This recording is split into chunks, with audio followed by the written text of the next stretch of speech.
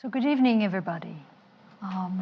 First of all, I would like to thank the Asia Society tonight for welcoming us, and especially Mr. Tony Miller. I would also like to thank the Oriental Ceramic Society, and especially Ms. Tina Pang, who has invited me to talk tonight about my book and the research I've done on C.T. Liu. I would like to ask you a question, to start with a question. Who in this room has already heard about C.T. Liu? Okay. So I'm talking to a very sophisticated crowd tonight. Because in the general public, not many know his name, even though I'm sure everybody, each one of us, have come across C.T. Liu.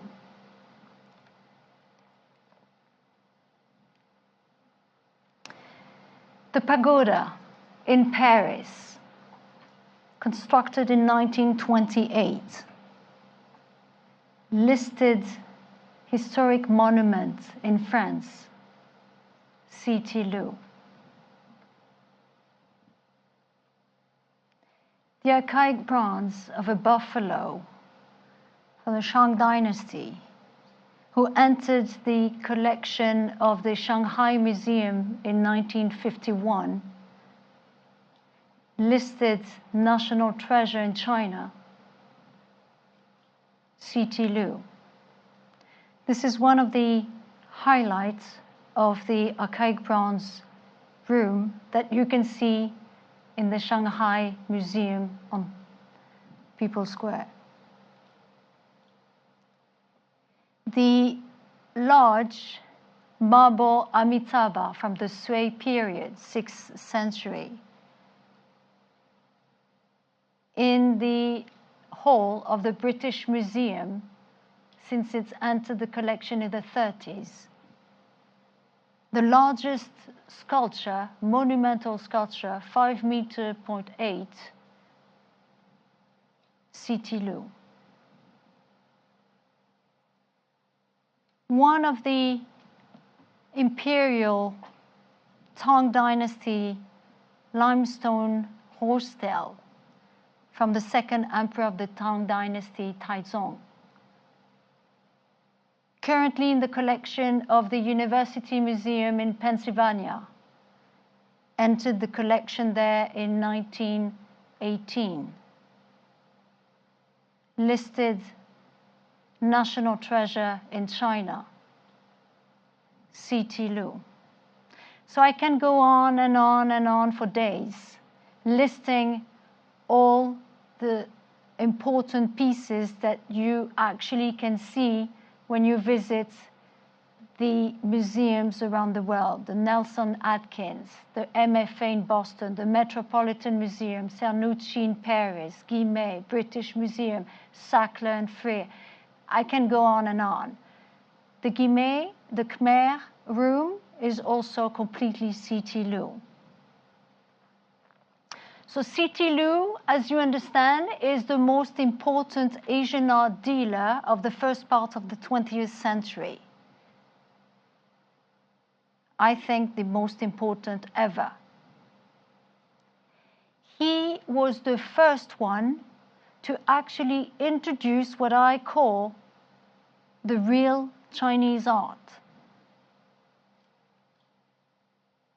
This is him in his gallery in Paris in the 20s when he was actually at the top of his business, very successful. By real Chinese art, I mean the art that was made in China for the Chinese, and not the art made in China for export. So when he came into the business and when he opened in 1908 his own gallery in Paris, his first gallery, he introduced those kind of pieces to the West. this was the first time Europeans and Americans were actually looking and understanding those pieces. So real Chinese art, you have archaic bronzes. This is a late Shang massive archaic bronze. It's one of his exhibition in Paris. You have also archaic jades that he introduced to the West. So he was the first one to put together an important group for the Dr. Gisler that is now in the collection of Guimet.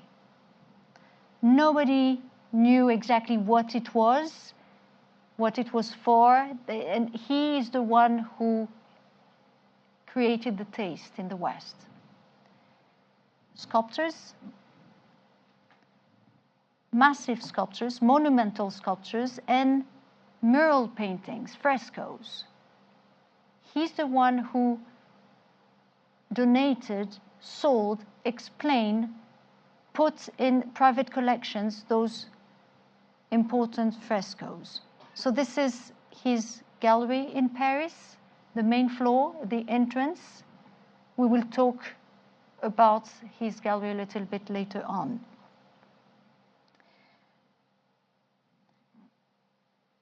Before him, most of the collectors were buying late 18th, 19th century porcelains. There was a lot of chinoiserie by the Goncourt brothers. Of course, when he established himself in Paris, he dealt with also those kind of pieces because they were selling for a lot of money. The pieces I've shown you before didn't have any market price. It was very, very cheap. To give you an idea, this kind of pieces, like Sansai porcelain, he could sell a Sansai between 23,000 and 50,000 US dollar. While an archaic jade that I showed you was sold 64 US dollar.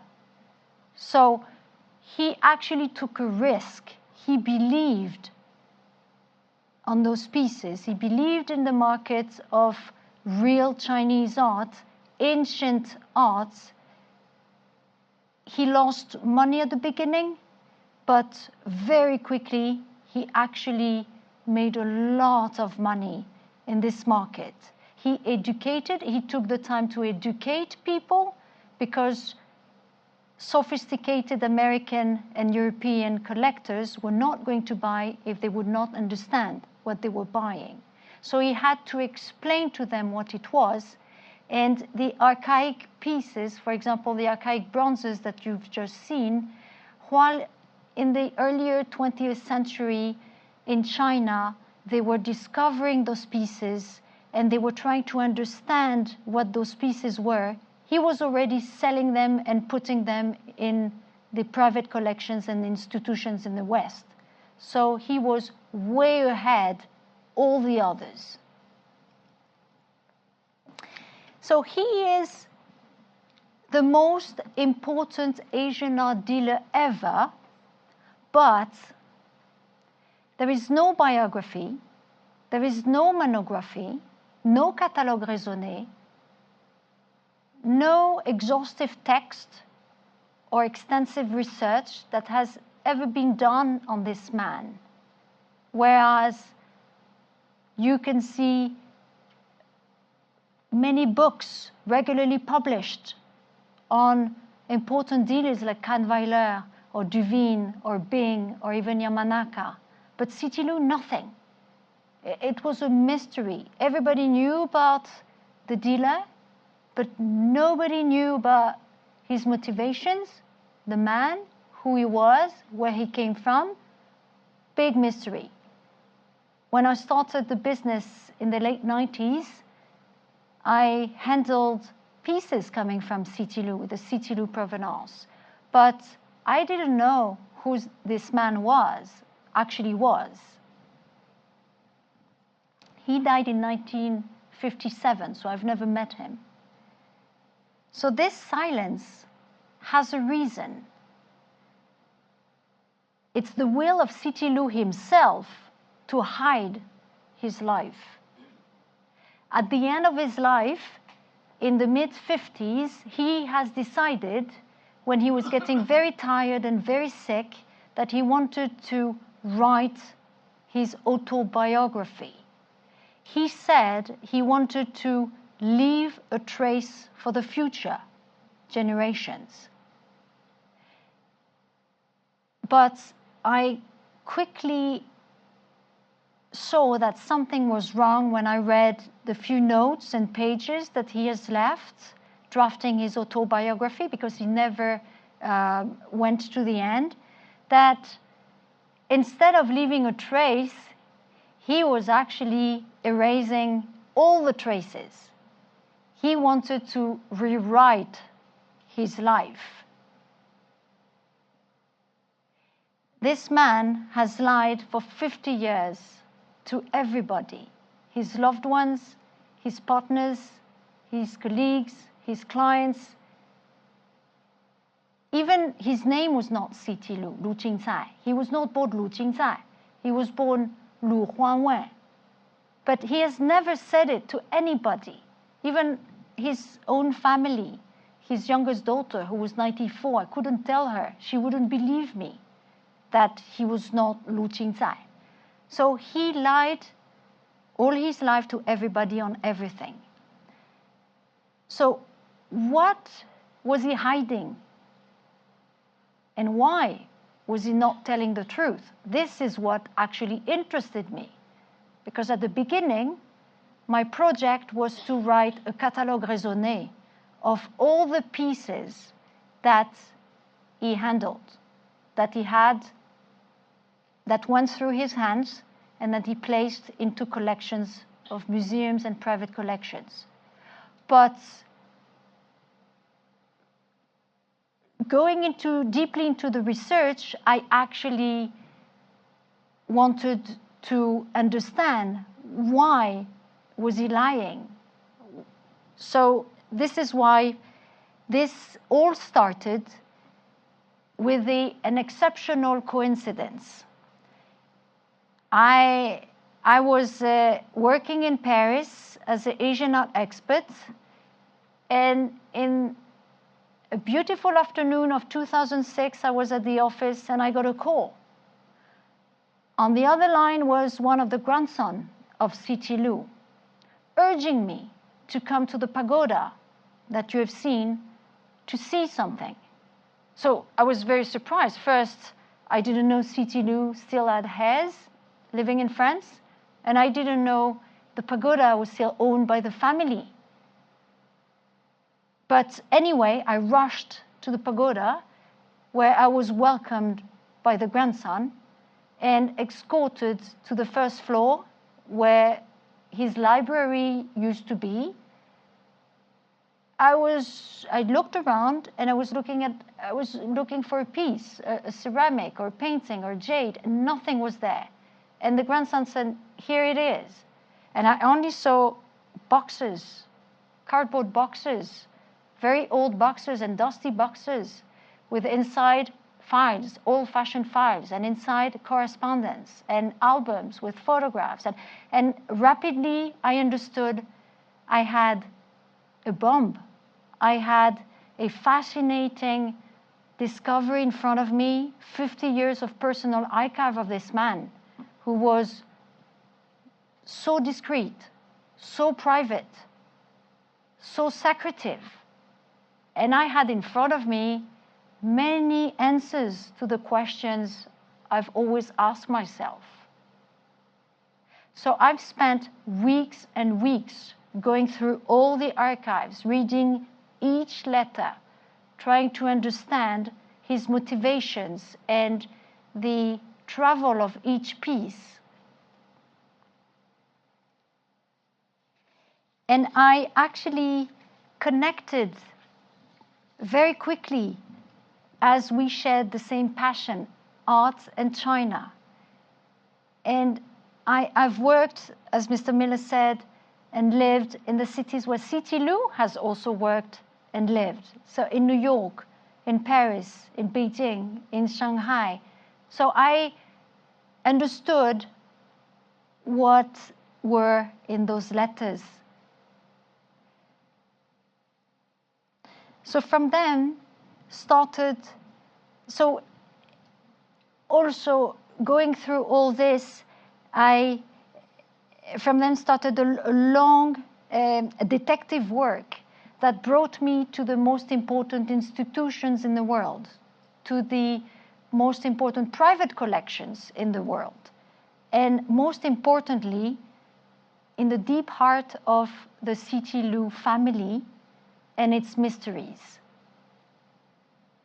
I spent hours with the last witness of C.T. Lu's life, somebody who has worked with C.T. Lu, somebody who has understood C.T. Lu, somebody who has loved C.T. Lu, his youngest daughter, Janine, who was actually 92 when I started to work on this project. She was living in Paris. I've asked her if I could work on her father, and she immediately opened her door and sharing what she knew about her father. She unfortunately passed away a year ago. She also had a fascinating life. So like all kind of detective works, it brought me to very unexpected paths. Like the day I finally discovered C.T. Lu's village, where he was born and where he was raised the first few years, Lujiado.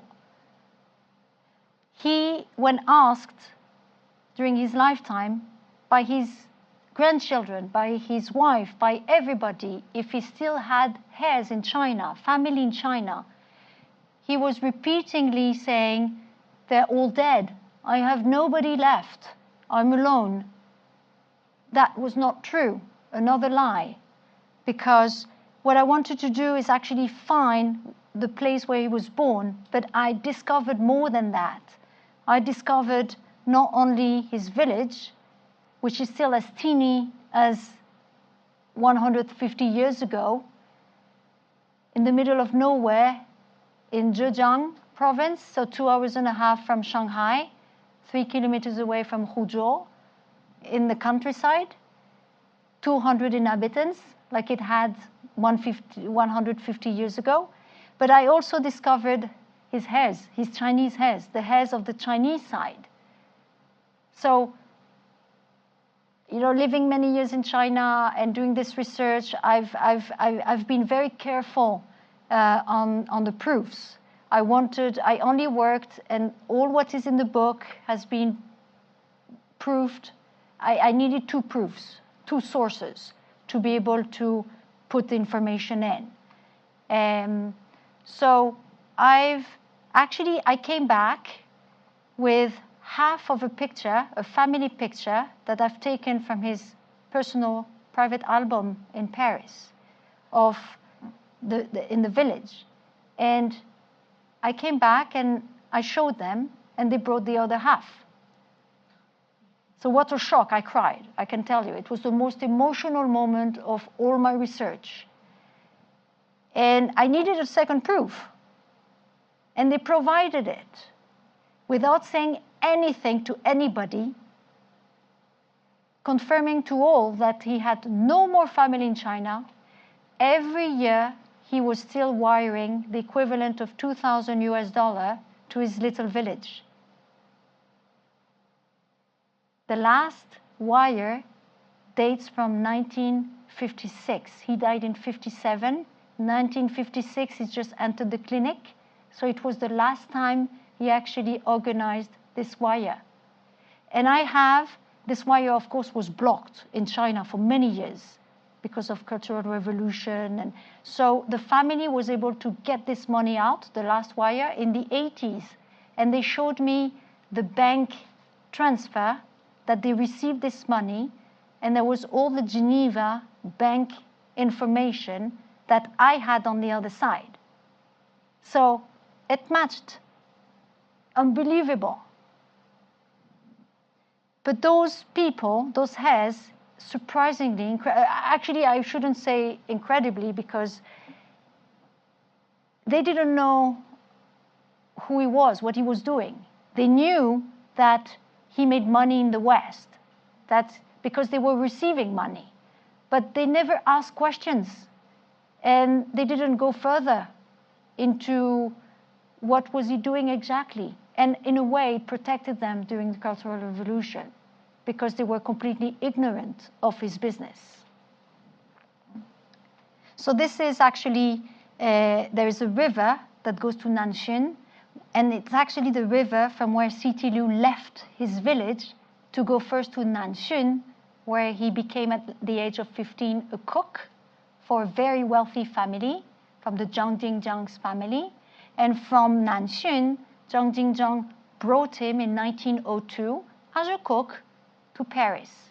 Zhang Jingjiang, his mentor, his boss, was actually posted as a Chinese diplomat in Paris. So he took his whole staff with him, and Cixi Lu was one of them. So that's how Cixi Lu left China and arrived in Paris. So this is the first wire that Cixi Lu made when he had enough money. Was to, they used it to build a school in the village. So this is the school that Cixi Lu provided them, a school and a well. So those are the tombs of the family. So this is a family portrait. Cixi Lu has already experienced the Western life, so he's very sophisticated already, but this is the last time that he visited his family members in the village. He was coming for business in Shanghai, and he pushed to Huzhou, to his village. And the lady sitting, this is the picture I've taken to them. I've taken half, and they had the other half. The lady seated on the front row is actually his aunt that raised him.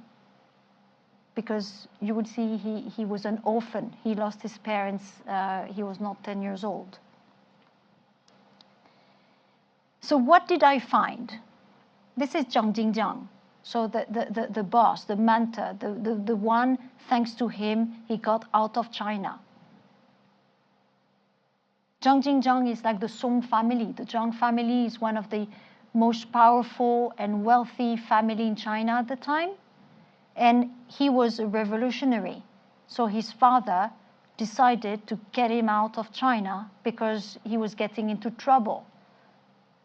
So as you can see, I mean, maybe you can't see, but he's crippled. He's handicapped. He will become blind and wouldn't be able to walk anymore. But very powerful man. This is the man who financed the 1911 revolution and was the right hand of Sun Yat-sen. So the whole network for Cixi Lu was there. We will see it later on. It's the nationalist clan. This is Cixi Lu with the lady he had to marry when he was a young boy. He had to marry her. It was an arranged wedding. But you can see he has already experienced Paris. He's coming back for his latest visit. And he's already somewhere else. His future is not here. So he will actually never marry her. This is so with his friends in Hangzhou, in Zhejiang. So what did I find? I find a man whose life in itself is a novel. It's the story of a young orphan, uneducated, who at the age of 22 embarks on a boat with his mentor, for who he was a cook, to France. And because, thanks to his intelligence, his eye, also his trickery, and sometimes his lack of scruple, and his large network, Guanxi, he made it to the top. He surpassed all the most important dealers that were already well established in the early 20th century.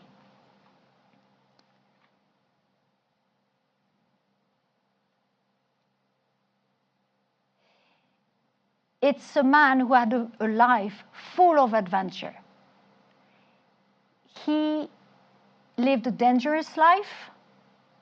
He was nearly killed twice, at least. Every year, every August, he was taking the train, the Trans-Siberian, to go from Paris to Beijing to source his pieces himself. So he had agents gathering pieces for him, one in Beijing for all the north of China and one in Shanghai for all the south of China. And he was paying a visit once a year to actually see everything on the table and just pick.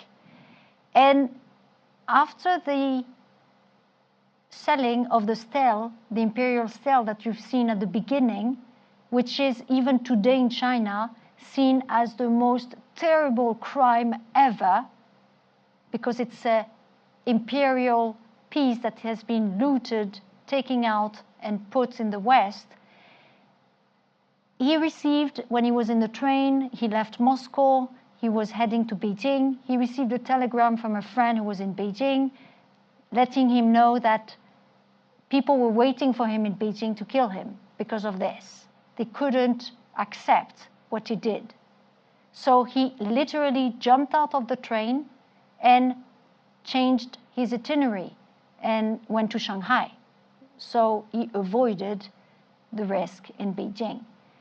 Also in 1949, when the communists, he was a very good friend of nationalists. And he did what he did thanks to the nationalists who closed their eyes on everything he was taking out. Don't forget that in 1913, 1914, there was a law in China who was forbidding pieces to get out. But he managed to do so because he had connections and money. So in 1949, when the Mao's troop, the communists, arrived, then he was in south of France on holiday with his family. And unfortunately, he lost everything he had there. Not only the collection, the thousands of pieces that were meant to go to New York, but he lost all his colleagues, his friends, his partners, that all had a very tragic ending. So his right hand, Mr. Wu, left everything he had and came to Hong Kong. And he died very poor, with nothing, no friends in Hong Kong. Mr. Ye, so one of C.T. Lu's closest colleague, was sent to Qinghai for more than 10 years, where he died, finally died. And the others, one jumped out of a window, others were mysteriously found dead. So he lost everything and everybody. This man was also a womanizer. He had three passions in life: art, horses, and women. As I said before, it was somebody who was not scared, afraid, and with no scruple. So this is his mentor, Zhang Jingjiang, and his first wife, young first wife, Yao Hui, with whom he had an affair for more than a year in Paris. They already had 3 daughters together, but C.T. Lu, working for Zhang Jingjiang, was actually with his wife. This is Elaine on the left side in New York. Beautifully put. He was very fond of her and always giving her very expensive gifts. You can see the fur coat that she had. So this was his New York life. So the way, same thing. I said he was a very private, secretive, mysterious person. This is the way he acted in life, in everything. For example, like it's a spy means. In order to gave appointments to Yao Hui that you've seen just before. He was meeting her every day for a year. He used postcards. So nothing was written on the back, but the image, you would choose a location. You have everything said on the front of the postcards. You had the location, the date, and the time of the meeting. So for example, here, that reads, on April 13, let's meet in Versailles in the Bassin de Neptune at 9:15. May 2nd, let's meet in Versailles in another fountain at 6 o'clock.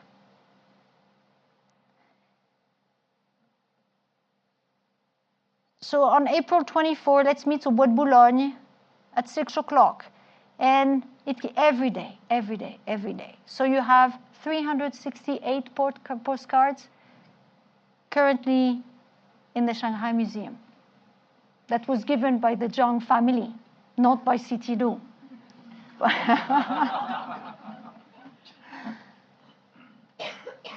So C.T. Lu, and that is why I actually worked on him, is a very complex person, as you can see. He's full of contradictions. If he was plain, straightforward, and simple, it would not have interested me.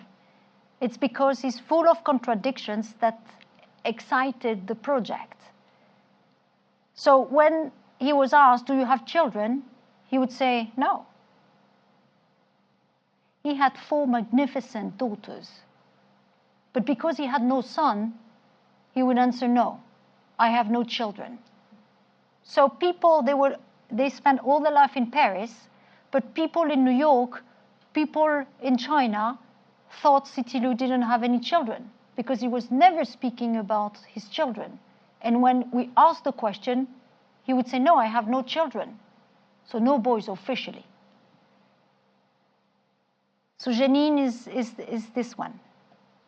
The one I've actually, they all are dead now. And Janine just left us last year. She was the youngest.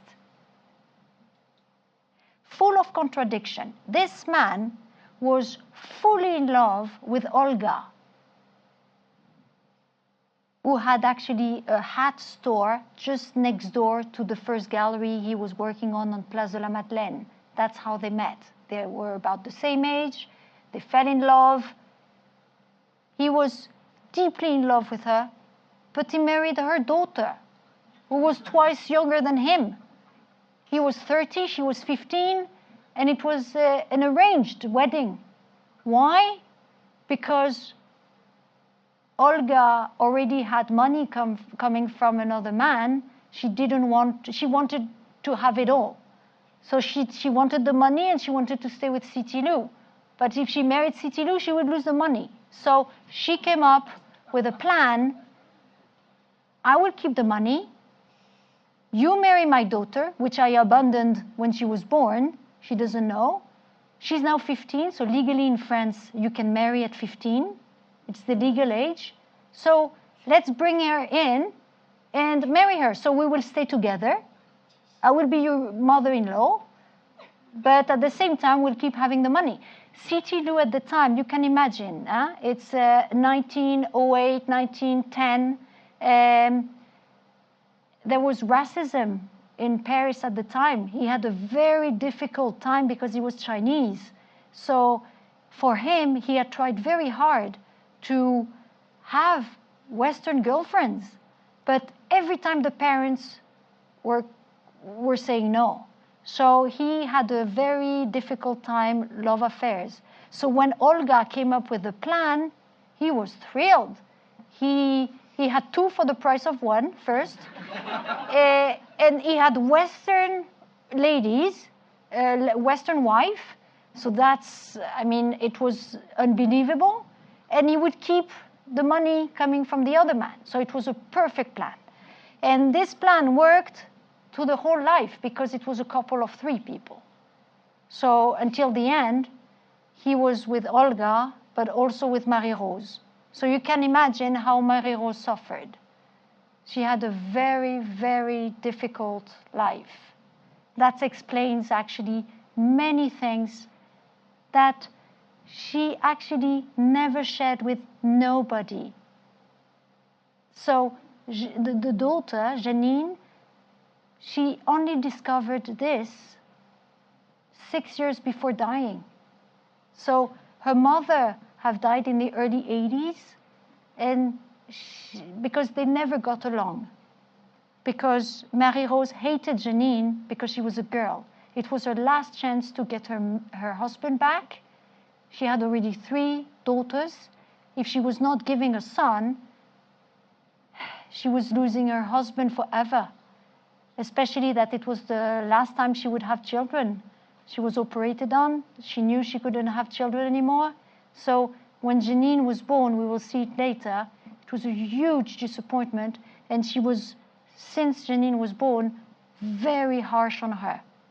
So the relationship was not good, but she didn't say why. She didn't explain to Janine anything about it. So Janine, unfortunately, she died with a lot of remorse, because if she knew, she could have been better with her mother.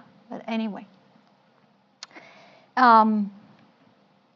So also, what did I find? A man full of projects and not afraid of big projects. Like today in China, people are not afraid of doing unbelievable things in a short amount of time. You can see here the pagoda that is still, here when you visit Paris, Rue de Courcelles in the 17th district. And when I was looking at all the pictures at the time, there was something I couldn't understand, is why all the very heavy sculptures, stone sculptures, were exhibited and always put on the top floor. I couldn't understand. It's so heavy. Why don't they exhibit it on the main floor and have to carry them all the way up? And there was this elevator. Still today, you can see the elevator outside the building that was bringing all that. So I say, why? Why is it so complicated? And actually, I bumped into this postcard, and I understood. So the building the pagoda has been built in 1928, in 2 years. Very short, and he spent a lot of money on it. But, so the location has been chosen because of feng shui. So it's a great location, it's on a mount, it's elevated, the water is not very far. You have the Seine running not very far. It's directed south. I mean, it was perfect. So he said, I want my pagoda here. But it was in the middle of an Haussmannian quarter, very classical, very traditional French architecture. So you can imagine how shocked the people were to see this pagoda rising. There was petitions and manifestations, and everybody wanted to have it destroyed. But he struggled, he kept, and he managed to do it.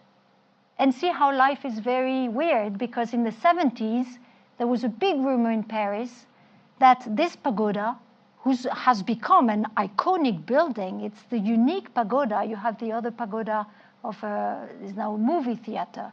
But this is unique in Paris, and in the 70s, there was a rumor that the French district wanted to destroy this building to actually build a more modern apartments.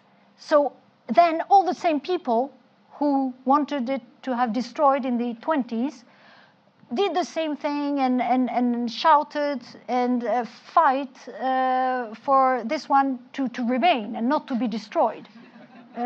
So you can see how the environment is. He had to struggle. It was in 1920, and 28. So why? actually, so the location was chosen. So why? He could have destroyed this right away. He had the idea he wanted a Chinese building. He's Chinese. He's very proud to be Chinese. He wants to show that he's a very successful dealer and Chinese dealer. So we have to show it. He didn't want an hôtel particulier, typically French, traditional. He wanted to show his nationality. So a pagoda was in his mind. But instead of destroying the Louis-Philippe building and construct on a new white page, what did he do? Always complicated. He always chooses the most complex solution. He actually builds on it. So those buildings, have wooden floors, and they can't support a lot of weight.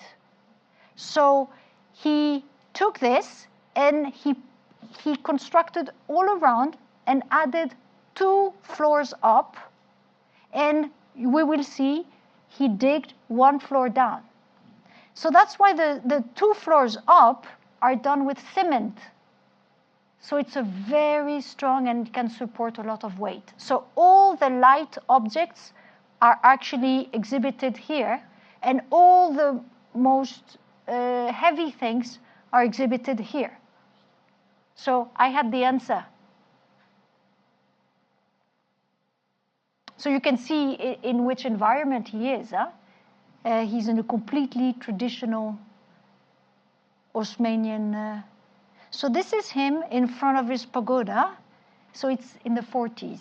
He's kind of late in his career. He's a bit tired. He's thinking of retiring. But from far, it looks like a Chinese pagoda. But actually, when you look at all the detail, and Oswald Sirven was the first one to notice, it has nothing to do with the Chinese pagoda. The architect was French, the material was French, and the workers have never been to China. So when you look at in detail at all the decorative elements, it's not Chinese. So this is, when you enter the pagoda, you just travel to China. This is what he wanted people to feel like. You are in China. So this is the main entrance, where you can see here the ceiling, which actually refers to the Han ceilings. You don't really see, but each caisson has a animal sculpture in it. And then he has, of course, those frescoes. So the ones, I'm sorry, you don't really see, but those 2, you can see them now in the Nelson Atkins Museum. This is the one he has sold to the Nelson Atkins. And those 2, so this is a guanyin, seated guanyin on a lotus, and this one is 2 bodhisattvas burning ritual incense. So they are exhibited and they've been bought in the 40s by Nelson Atkins. And those 2 bodhisattvas, seated bodhisattvas, are actually currently, they've been donated by C.T. Lu in 48 at the Musée Guimet. So you can see them at the Musée Guimet. Then you go 1 floor down and you are in the caves. You don't know exactly where, in Tianlongshan, Shangtanshan, Yungang, you don't know really, but you're in a cave, in a Chinese cave. This is the impression he wanted to give his visitors when he brought them down. So here, this standing bodhisattva praying is currently in the Detroit Museum in the US, 6th century. It comes from Shangtanshan. The ceiling, you may notice that it's a replica of the ceiling in Tianlongshan, Shanxi, of the 4 flying apsaras and the lotus. And the niche here, the decoration of the niche is Yungang from Shanxi, so Eastern Way.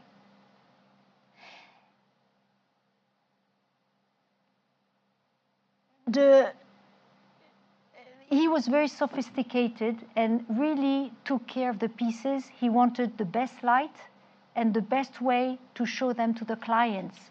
So here there is a very complicated light system that would put forward at best the sculptures, but also the pedestal. It was a moving pedestal because somebody who was looking at a sculpture should see the back.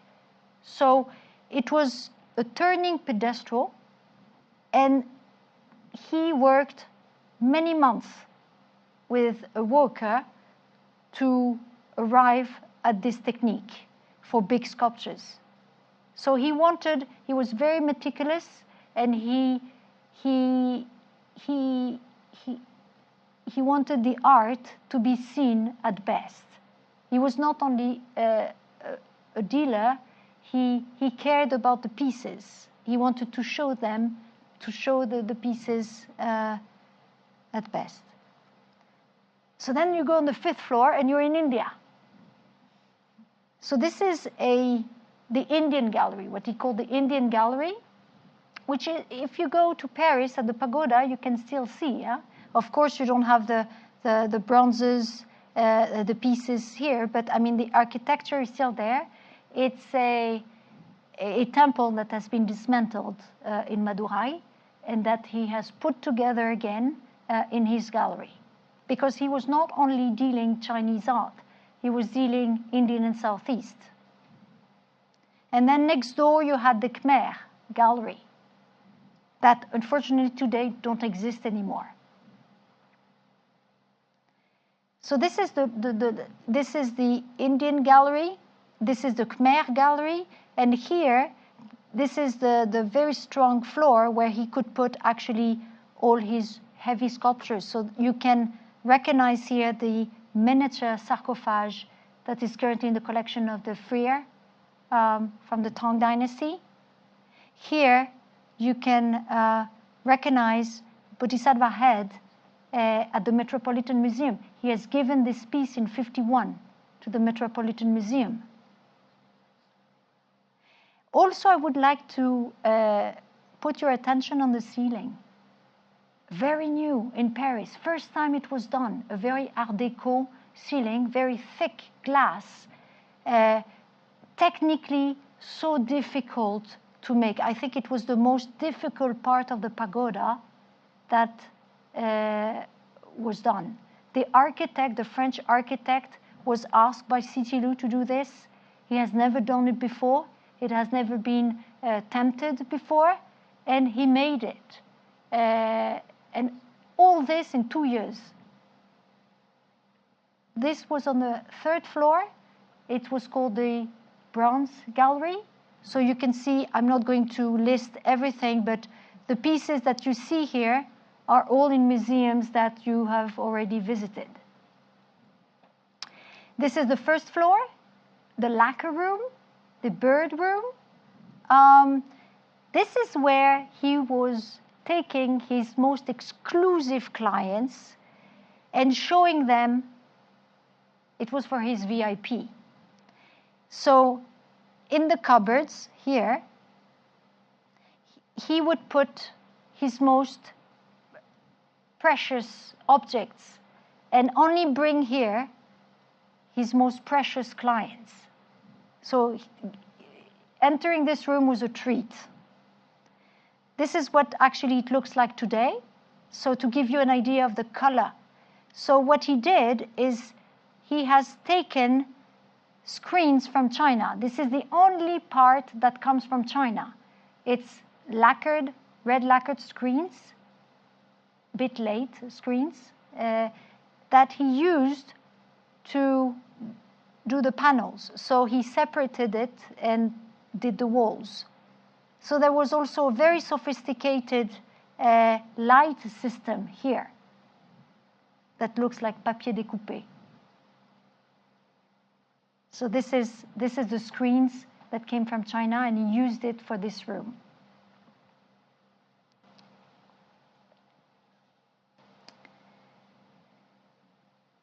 So This man was way ahead of his time. He was a real eye who understood before anybody else the globalization of art market. He understood that the pieces were in the East, in China, but the money was in the West. Today it's the opposite. The money is in China and the pieces are in the West. So he very early understood that and acted. He was the first one to source in China, to pay visits, to go and see by himself and choose his own pieces. Before him, dealers were just, European dealers were finding pieces in Europe or United States. Nobody was systematically going to China to actually pick what they wanted.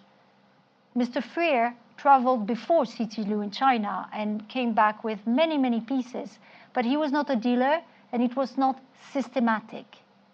C.T. Liu was systematic. He put in place a whole organization, and this is the first time it was done.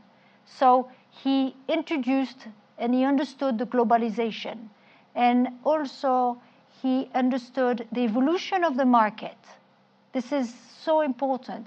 Before World War I, he established his gallery in Paris. Why? Because it was the art center. This is where the business was. But then, after World War I, it was very quiet in Europe. There was not many things to do. So he had a nose, and he ended up in 1915, so really in the middle of World War I, in New York, where he opened his gallery on Fifth Avenue. This is where actually he felt that the market and the business was. So he was making money in America. And in Paris, he kept the pagoda for his facade. And also it was the platform for all the pieces. All the pieces were coming out from China, coming to Paris, and from Paris, they were dispatched to different places. So this is also a man who invented a communication system. Don't forget he's Chinese, and he's working with his partners in China who are Chinese. There was no telephone, no internet, nothing. How to communicate? Quickly, efficiently. Because you had to be quick. When the piece was coming up, you have to be quick to seize it, otherwise somebody else will. So he invented a code. There was only telegrams, but telegrams, it was for ABC, for Western language. There was no for Chinese characters. So what he did, and it's a tremendous effort, I think I don't know how long it can take him, but everything was written, handwritten. He created 2 huge dictionaries where he coded all what he wanted to say in Chinese into ABC. So it's very difficult to explain. You have to see the book. But this is how he communicated very fast with his persons in China. This has never been done, and I think it has never been done afterwards. It's just a genius, what he did. Also, he was the first dealer to work closely with scholars, archaeologists, sinologue, to work on the catalogs and make research. So his exhibition catalogs are still reference books today. C.T. Liu's galleries were actually a place where the debate was going on. If you wanted to be aware of the latest research, of the latest discussion, debate, you had to go and visit his gallery, because anytime you popped in, there was an institution director or a curator or a collector who was there and debating. So it was a reference place. It's like a salon, but for moving forward research on Chinese art. So he was a businessman, but he wanted to be seen also as a scholar, as somebody who would help the research on Chinese art. So also, it was the first time it was done. So he partnered with scholars to have this scholar hat. The story of C.T. Lu is the story, is kind of the first success story of a Chinese in the West. So in that way, he opened a door. And also, he was a great philanthropist. He's one of the first Chinese philanthropists I know. In his gallery at the entrance, there was a lacquer box that could accept any kind of inquiries. People asking him for money, visas, connections, scholarship, anything. This is a very generous man who would never say no. So he helped a lot of people, different needs.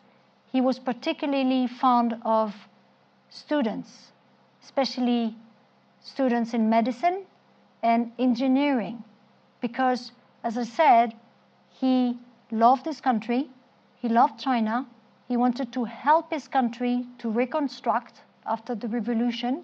So he thought by training and putting those kids at university, they would come back to China and help China develop. And his wife, medicine, why medicine? I mean, him and his wife, Marie-Rose, that you've seen, they have never done studies. They have never been to school, to university. So they had this is, I think, I'm sorry to say, but the only thing they shared is the philanthropy. So they both were on board into helping people. And Marie-Rose was actually completely obsessed by medicine. Everything she was doing was about medicine. So that's why they helped medical students. And engineers, why? Because C.T. Lu believed that building roads, building bridges would help China to grow. This book brings a fascinating light on the East and West relation in the early 20th century. So it's the story of a Chinese who comes to the West in the early 20th century, and does he adapt? How does he adapt? He's a chameleon. He changes his discourse and his appearance depending on the person he had in front of him. So when he was with Westerners, he would dress up like a Westerner, like a gentleman. He was very coquet, so he was always, I think he's a very handsome man, and he liked to be nicely put. So he looked like a gentleman, like a Westerner when he was with Westerners. But when he was with Chinese, when he was in China, he would dress up with the long robe and act like a Chinese. When he was negotiating like a Chinese in his sleeves. When he was in New York, he was negotiating as a Westerner. So for me, psychologically, what a man. Because to be able to live two lives like this, when he was with the Westerners, he never talked about China and never talked about the Chinese friends. And when he was with Chinese, never talked about his family, his Western side. So nobody knew, the other side. He split himself completely in two. Psychologically, it's quite unbelievable. So this is when actually he is in China with his friends, and he wants to show, as you see, he's westernized. This is a pose picture where he wants to show that he's international, that he's not one of them. He has succeeded in the West. So his friends, you can see here, Li Shizang, Lin Yutang. I mean, he had a very large network, very important guanxi in the West, but also in China. that's how he managed to be where he is.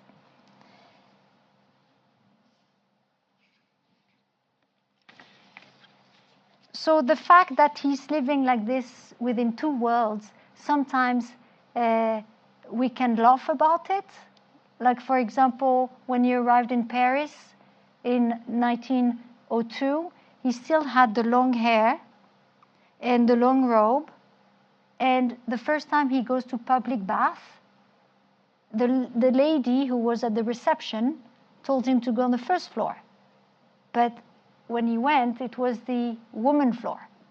So you can see the shock and the difference of culture at the time. But as I mentioned before, there was also a sad side of it. It's racism. He really had to struggle and fight because he was not accepted as a Chinese.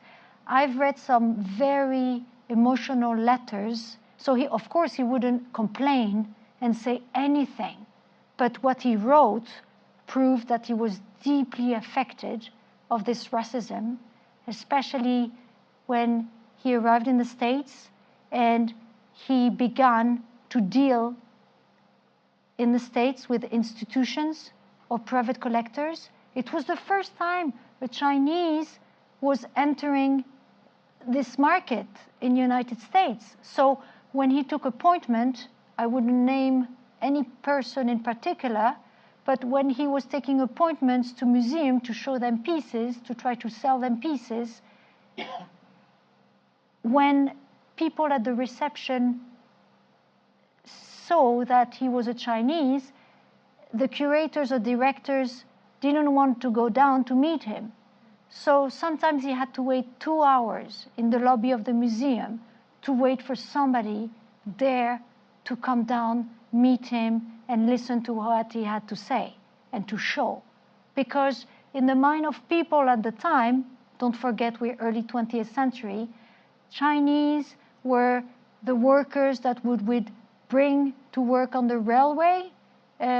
So how they have never seen, they couldn't imagine having a Chinese speaking at the same level as them.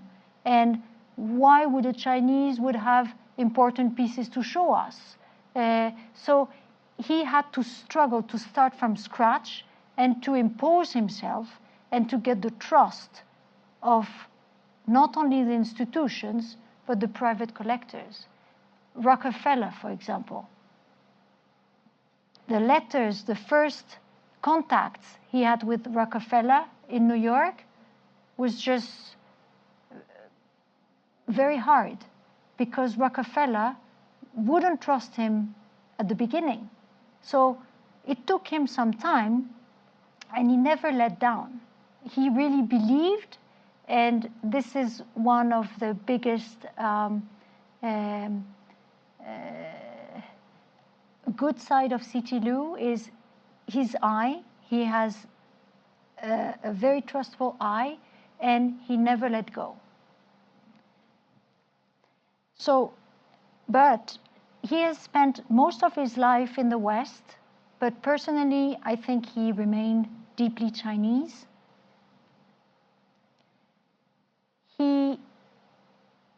Just before he died, one of the last sentences he said to Janine, who was there at the clinic, was, "You made it as a man. You made it like a man." So for him, it said everything. Janine, all her life, wanted to be accepted and loved by her father. She didn't see her father much because he was in New York all the time and she was living in Paris. But as she didn't really get along with her mother, she needed her father's attention. So she was a very boyish child, and she actually did everything she could to learn the business. And finally, in 1945, she entered the business of her father, and she was in charge of the pagoda, the Paris business, until 2000. So in the eyes of C.T. Liu, this is the best compliment he could give his daughter, is you made it like a man. When she was born, as I already explained, It was a big disappointment. Another girl. Citilou was in New York. When he heard the news, didn't dare to come back to Paris. Useless. Marie-Rose, completely depressed because it was the end of her couple. So none of them gave her a name. So for a week, Jeanine had no name, and it's her oldest sister that named her Jeanine. Why? She was only 10 years old, her oldest daughter. Jeanine because it was the name in this period that was fashionable. So Jeanine hated her name because it reminded her of all the environment of her born. And nobody, actually none of her father or mother dared to look at her and even give her a name. Citilou wanted to go back to China and to be buried in China. This was his dream. But unfortunately, alive or dead, he has never been able to go back to China. So in 1948, he never came back. So he's buried next to Paris. This will never happen. And he was very proud of his country. He helped, when the Japanese invaded and were in China in 1937, 1938. He did whatever he could to send money, to mobilize people to fight against the Japanese. Same thing when the communists arrived. I mean, he was giving a lot of money to Chiang Kai-shek, to Mrs. Chiang Kai-shek, to be able to fight the communists. He loved his country. But as I said, he's a very controversial man because he says he loves his country, but at the same time, he looted it for 50 years. Like he said, he loved the pieces, but he damaged them when shipping them in the West for sometimes commercial purposes. Like, for example, the Khmer pieces, he himself cut the head of the sculptures because he would make more money out of it. So he could sell a head here, a body there, a part of it. It would make more money. So very controversial. The Amitabha that we've started with, the big sculpture that I've shown you at the beginning, I shouldn't say this, but I have a picture of this piece complete, on site, before it was taken out. And look how it arrived in London. No more hands. The hairs have been restored. It was cut in 5 pieces horizontally. So he liked the art and the objects, but look what he did. So this book, my research, is a reflection of a debate that is still going on the role of collectors, institutions, dealers in the protection or the destruction of art. So I don't give any answers. The debate has been on for years and years. I'm not going to close it. I'll just give some elements to feed the debate. So the research, of course, is still going on. I'm still finding things. I know what I'm missing. And I hope before I die, I will have, closed all the holes that are still pending.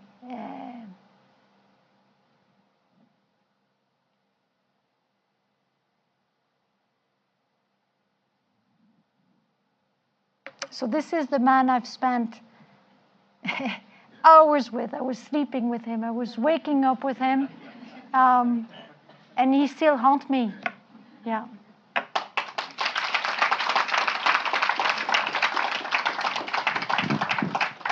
Thank you, Geraldine. That was fascinating. I'm not going to say anything except questions.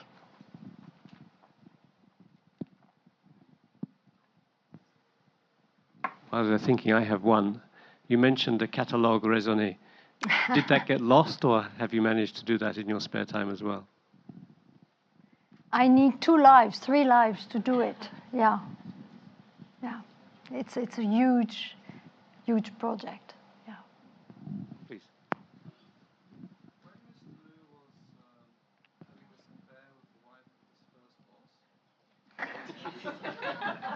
Sorry. This is when an Mr. aesthetic C.T. question. Lou was having this affair with the wife of his first boss, so I believe he was in his early 20s, just after he moved to Paris, and he was using the postcards to communicate where to meet and what date. How did it work with the time? Because I saw you pointing at the... I'm sorry, the stamps. The stamps. So he was using the stamps like a clock? Yes, exactly.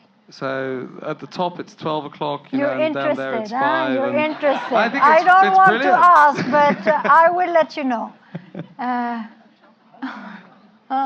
So I couldn't figure it out. So look, That's here 12 o'clock. the stamp is upside down. Ah, Yeah, so it's you 6. see the head? So this is 6 o'clock. You always have to see the top of the stamp.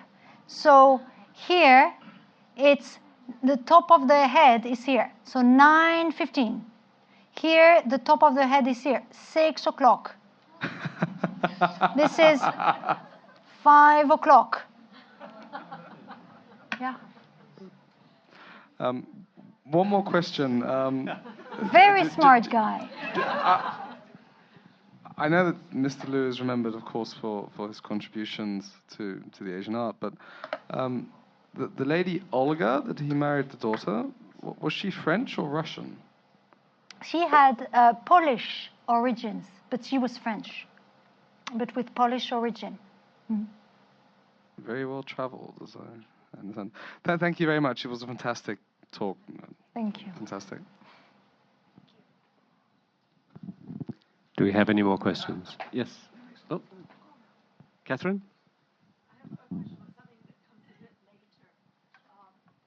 I believe that Frank Caro purchased the business. Could you elaborate on what happened in the United States because of political problems? So, tricky question. No, it's meant for general information. To give you a background, so Frank Caro is actually a person who has begun working for C.T. Lou right at the beginning when he opened his gallery, not right at the beginning, but early on in Paris. He's from Brittany. He came as an art handler in the Paris gallery, doing everything. And then he was also a very bright man, and he understood the business, and C.T. Lou noticed him right away. So he brought him with him in New York, and he didn't have any son. So he took actually Frank Caro as his son. And he wanted Frank Caro to take over, to become, to make him grow. So he learned the business. Frank Caro learned the business with C.T. Lou, and C.T. Lou promoted him more and more until the time that in New York, C.T. Lou retired in 51, 52, he came back to Paris. So he had a deal with Frank Caro, who was much younger than him. And he said to him, okay, I'm going to retire, but the business will still go on. I will still pay for the renting. It was in the Fuller building, so it was not quite cheap even at the time. But I will still pay the renting, and you will be taking care of the business and selling the pieces for the C.T. Lou company. Janine was in Paris running the business, and Frank Caro was in New York running the business. And the deal was that all the pieces that were going to be sold, the profit would be shared between the C.T. Lou family and Frank Caro. And it didn't happen like this. Unfortunately, C.T. Lou, as I explained, was a very bright man, very wise, but he made 2 mistakes in his life. The first one, he married, I don't know how to say in English, communauté de biens, not separately. The contract was that he would share everything with his wife. So actually he couldn't divorce, because if he divorced, he would have to give half of his fortune to Marie-Rose, because they were married under the same contract. She owned half of it, yeah? So this was the first mistake, but he couldn't understand French when he married. So Olga is actually even brighter than him, because she organized everything, and she did this contract. So he just had to sign. He didn't understand what it was. So this was the first mistake he made in his life, because, and the second mistake is to give his trust to Franck Caro. So I'm not going to enter into details, but they lost a lot giving his trust to Franck Caro. Thank you. If there aren't any more questions, then it remains only for me to present a small souvenir to Geraldine on behalf of the OCS. Thank you. Thank you. And please join me in thanking Geraldine for a wonderful talk. Those of you who signed up for dinner, I'm told by Tina that it will be in Ye Sang Hoi in the Pacific Place. Thank you. Again, thank you again, Geraldine. Thank you.